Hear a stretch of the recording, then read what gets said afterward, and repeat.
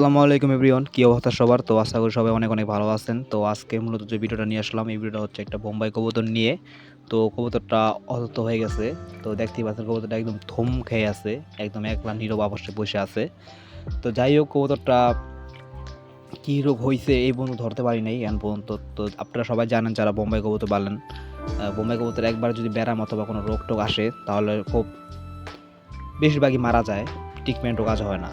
তো আমি বলতে চাই যে যাদের এরকম সমস্যা হয় তারা অবশ্যই আমার মতো আলাদা করে রাখবেন কবুতরটিকে, যাতে করে অন্য ওদের সাথে যেন কোনো সম্পর্ক তার না থাকে এরকমভাবে। তো কবুতরটা মনে হয় অনেক অসুস্থ হয়ে আছে।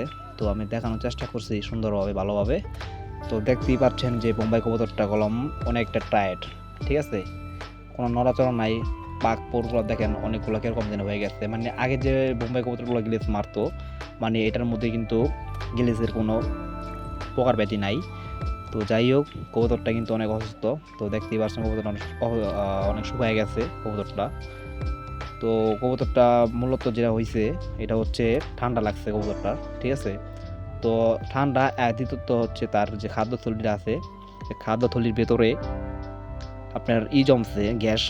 তো এটা অনেকে অনেক কিছুই মনে করে। তো এটা গ্যাস যেহেতু জমছে, তার জন্য আমরা কি করব, সুই দিয়ে ফুটা করে দিব। তো এই ছিল আজকের মূলত ভিডিও। সবাই ভালো থাকবেন, সুস্থ থাকবেন। টেক কেয়ার, আল্লাহ হাফেজ।